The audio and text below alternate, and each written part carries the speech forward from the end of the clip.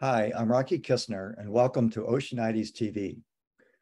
I've been an environmental journalist over the past 30 years, and I'm also a member of the Oceanides Advisory Board.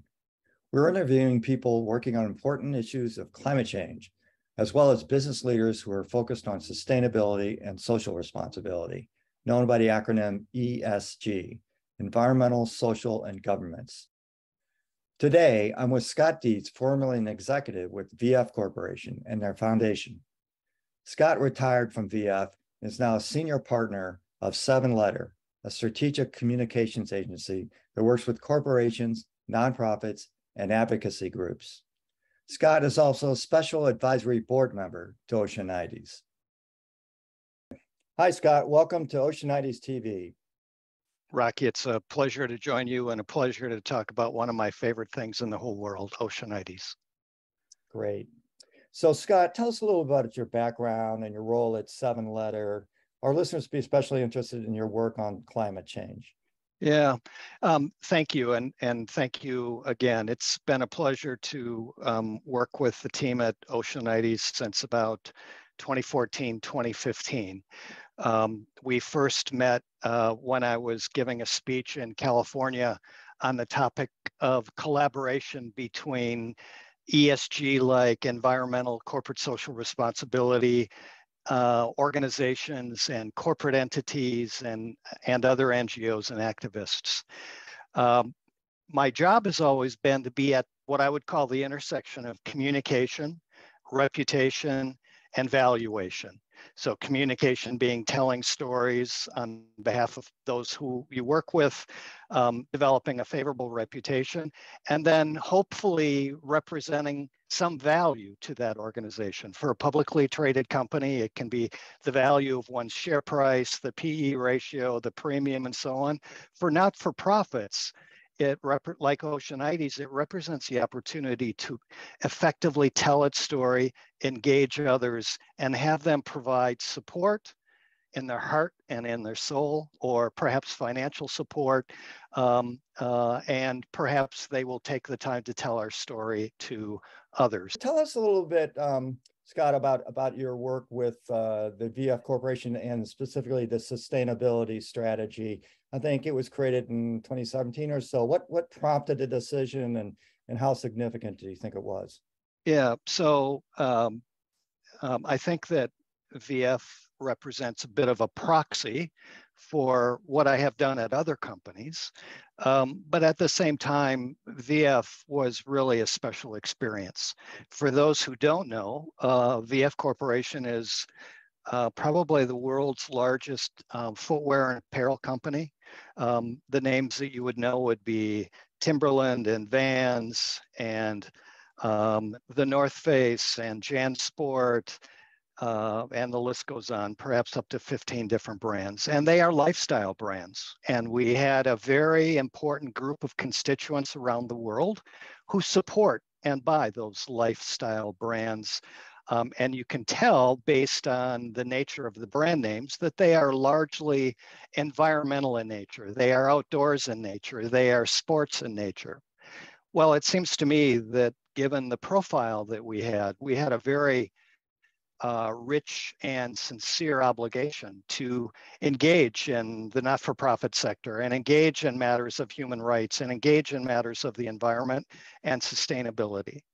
There were two leaders at VF Corporation at the time that I will forever admire. One is Eric Weissman, longtime CEO, chairman and CEO at VF, and the other is Steve Rendell. Both extraordinarily purpose-driven people. Eric established the foundation, and then when Eric retired, Steve came in and took over the reins and took the organization to another level. When we defined that the organization would become purpose-driven, purpose-led, and that we would keep in balance the nature of the success of our organization, ensuring that we were successful on the financial side.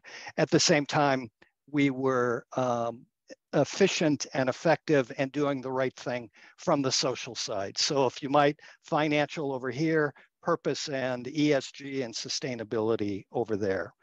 The organization has taken that to heart in amazing ways, and I'm privileged to talk about it, but they're the ones who are doing that amazing work today. Changing the face of an organization to become purpose-led and purpose-driven is a big change. You redefine your purpose, you redefine your mission, you redefine the values of the organization. And then as we think about that balance that I was talking about between financial performance, what we might call total shareholder return, and the nature of community involvement, making the planet a better place, that led us to elevate and amplify the activities of our foundation at VF Corporation.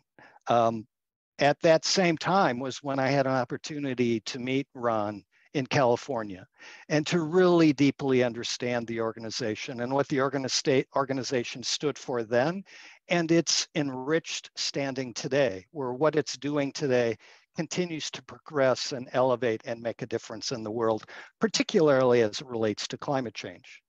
On the topic of climate change, that's just one piece of my interest, but it is clearly the absolute sharpest focus at Oceanites, and that's something that matters to me. Oceanites and its purpose and mission and values are rich and deep. You can see it at oceanites.org. But it is focused. It is not distracted. It is not an organization that's being led down one path and another path and another path. They're absolutely focused. So kudos to all of those companies that are engaged in this work. If I may, I'd like to make a point. At the time when we are recording this, this whole movement is oftentimes known by a variety of different terms, from responsible sourcing to sustainability to corporate social responsibility, and most recently ESG. And at the time of this recording, the G side of ESG is coming under some pressure from some political types and like-minded folks who think it's a great idea to politicize this. Oceanites will be above that. The fact of the matter is, regardless of the politics of this today, ESG and all of those other phrases will continue to guide the way for organizations like Oceanites and the people who deeply care. The fact is, we have no choice. So you've worked with a lot of Fortune 500 companies and have a lot of experience with this. Do you think that the corporate world is doing enough in terms of sustainability programs? Yeah, earlier in our discussion, I used the word balance, right? So if you think about the fiduciary and social obligation that a company has, in essence, a company exists because they've received a bit of a social license to exist. Consumers buy their products, they buy their services, they vote with the money they spend in what a company has to offer. Now, in doing that, whether you are publicly held or privately held, you have an obligation to do both things.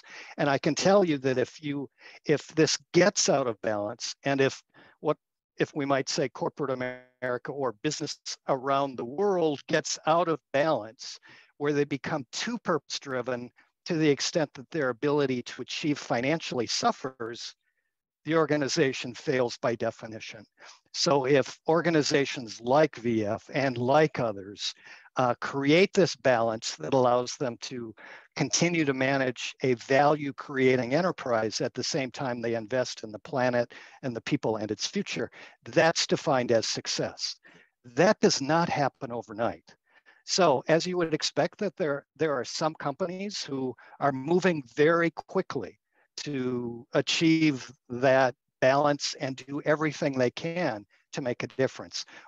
Companies, for example, brands, for example, like the North Face, brands like Timberland that are standing up and doing the right thing in a very assertive and thoughtful and value-creating way. Then, honestly, you have other organizations that are dragging their heels. And ultimately, this is just my opinion, there are dragging their heels because A, they aren't aware of the opportunity. They don't understand the nature of what ESG and corporate social responsibility can really do for their company. Two, they're so busy managing today that they aren't strategically thinking about managing the company 10 years from today. And three, their CEO or their board of directors has not elevated corporate social responsibility and climate change as a key foundational pillar for the organization. The fact is, you know what this is all going to look like in 10 years from today. Those people who have been out in front of this and have been able to maintain that balance are continuing to be extraordinarily successful, both from a business and a sustainability climate change side. Those companies and those organizations that were laggards are going to, at some point, have to take the medicine and understand that it needs to become part of their business fabric. Now, to your point, are people moving quickly enough? Science would tell us people aren't moving quickly enough. But I would argue that let's not entirely blame that on the businesses themselves. You know, they have to keep that balance. To those organizations that have their head in the sand, that's so unfortunate. For those people in the middle beginning to make progress, thank you for doing that. Support those organizations. And on the other hand, those business leaders around the world that are setting the course and setting the standard and inspiring us all to act, kudos to them, buy their product. So scientists have known about climate change for decades, and yeah. You know, a lot of people are just coming around to believing in it or trying to do something about it. But when did you personally, you know, first start thinking about climate change, and was there a kind of a tipping point, a personal tipping point for you? Yeah, there were. And earlier in our discussion, I talked about my involvement in the not-for-profit sector during the first 10 years of my career, where I wasn't working on behalf of environmental matters or climate change or sustainability. Rather, I was working on behalf of people who at times are challenged by disabilities or at times are not accepted by society. That world has changed, of course. But I think it's that same gene in my body that led me to do that leads me to get involved in the kinds of things we're talking about today. I'm not a young person. I'm 66 years old. So that gene has continued, that spirit that I have. But I will also tell you that I mentioned earlier that I have kids. Well, today I have 6 grandchildren. And am I deeply concerned about the life and the environment that my grandchildren and children and their children are going to live in the future? Absolutely. And the other reason that I've gotten involved in this is because I've met people like you and Ron at Oceanites and other people who have helped me understand the imperative here. In reality, we have no choice but to put our house in order. And just as some companies are leading the way and some are in the middle and some are regrettably not doing anything, that's the same matter associated with climate change. The VF Foundation made a significant gift to Oceanites when I was there, and thank you to VF for doing that, and the leadership team for having the vision that we all needed. And thanks to the VF team for helping me understand the importance of being purpose-led. I left the corporate world 2 years ago after the VF wonderful experience, and I understood the importance of being purpose-led. And to get to your answer about why I do this today and why I encourage other people to support Oceanites, is the day I started my life away from the corporate world, I wrote down my own personal purpose statement, and it reads, achieve and inspire others to do the same. So as it relates to climate change and Oceanites and the people that support the organization and pass the policies that are required, That's what keeps me in the game. And that's what's helped me focus on the importance of science and the reality of change we see around the planet. How exactly did you meet Ron Levine and the team at Oceanites? What were your first impressions, and what attracted you to it? Yeah, as I mentioned, we met at a conference in California where I had the pleasure to talk about collaboration. They were there to tell the Oceanites story. One of their board members was also there, and I had the opportunity to meet the three of them. And after having had the pleasure to meet and speak, shortly after the conference, Ron and I had an opportunity to talk about the possible. And that meant talking about the possible of making a request for a foundation grant from VF at that point in time. And I also understood the integrity and the vision and purpose and passion of Ron and the team. And one thing led to another. At first, I simply did what I could to help them achieve some funding. I worked to inspire them around having a contemporary purpose, mission, and values, which again, I'd encourage people to take a look at oceanites.org. And I worked to assist them as best I could to develop a messaging strategy, a communication strategy, perhaps even a business strategy around engaging others that would provide the financial support and the volunteer support to achieve success. I have never regretted that meeting in California and the steps that have been taken later. And so why Oceanites? I mean, there are many other organizations out there. What makes it special? Yeah, I think it's really two things. Having worked in the not-for-profit world early in my career and then doing these volunteer things since, we're energized by people and their passion.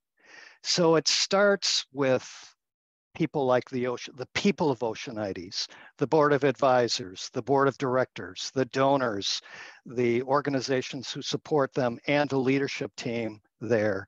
That is an important element there. So, because if I'm not comfortable with the people, it's hard for me to get passionately engaged, even though I might support the mission, vision, and values of what an organization does. But then we also take the chance meeting in California. We combine that with the charisma and insight and commitment and passion and vision of Ron.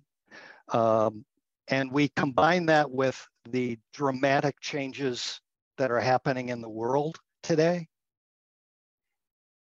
That is the intersection. That was the catalyst for my involvement. And that's why I believe so powerfully in what Oceanites does.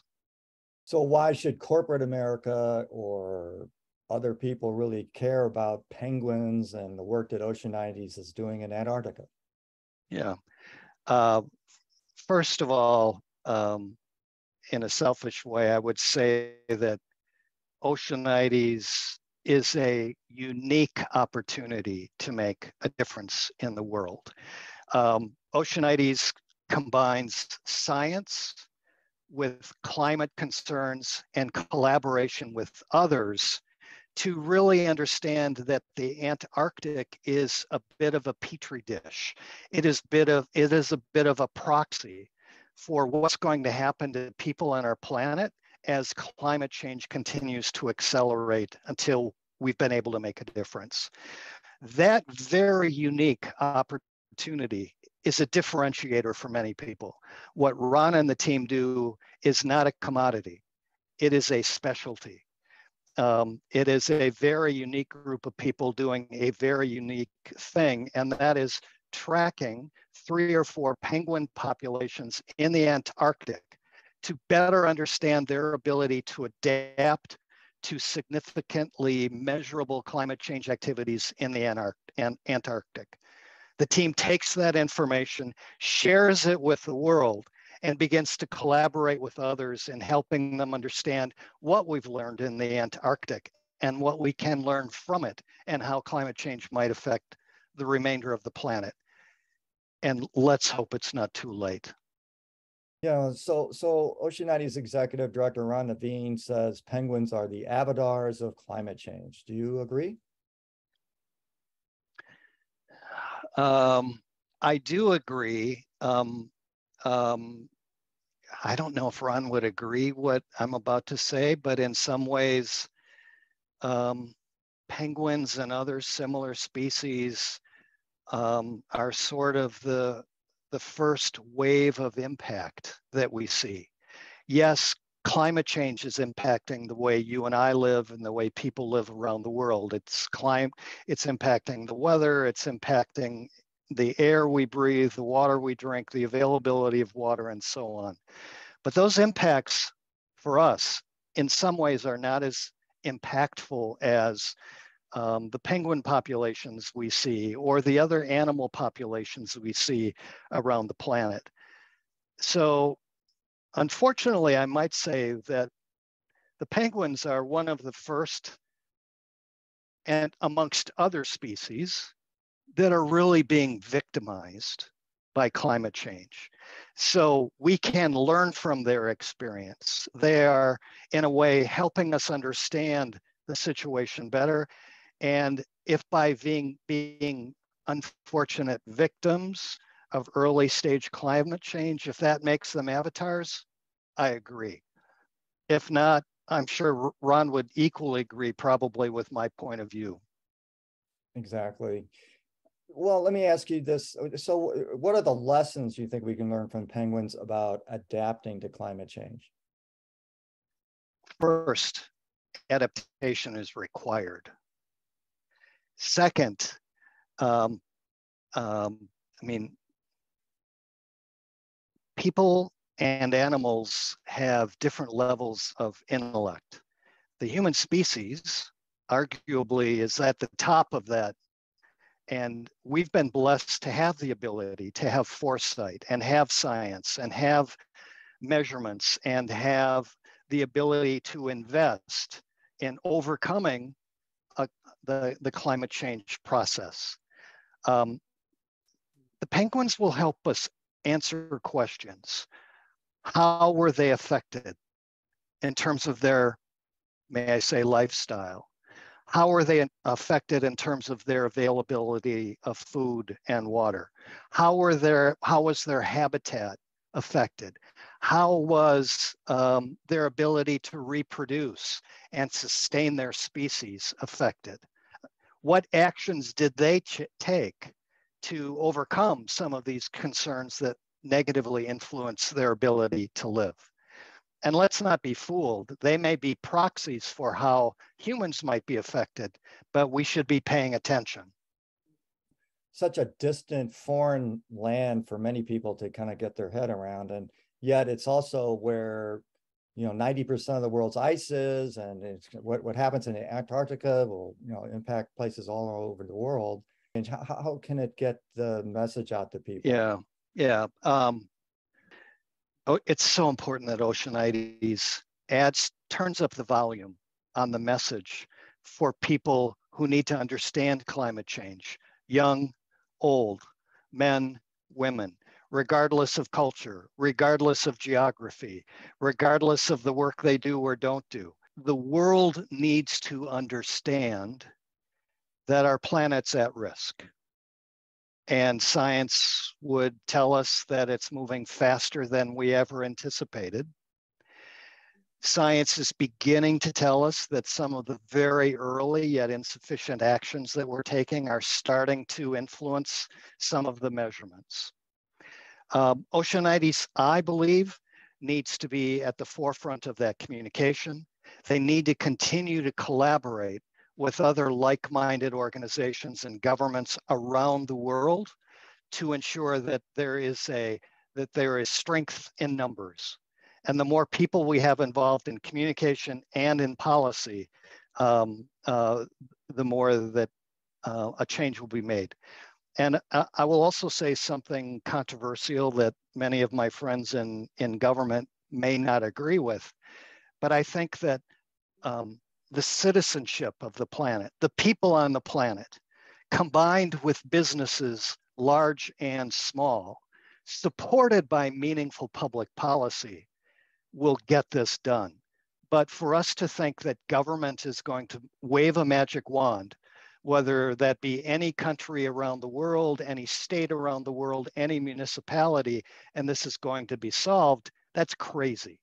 And history would tell us that when business and universities lead innovation, implement innovation, and take early stage steps to address a problem, government usually supports that with either funding or public policy that further accelerates the opportunity for improvement.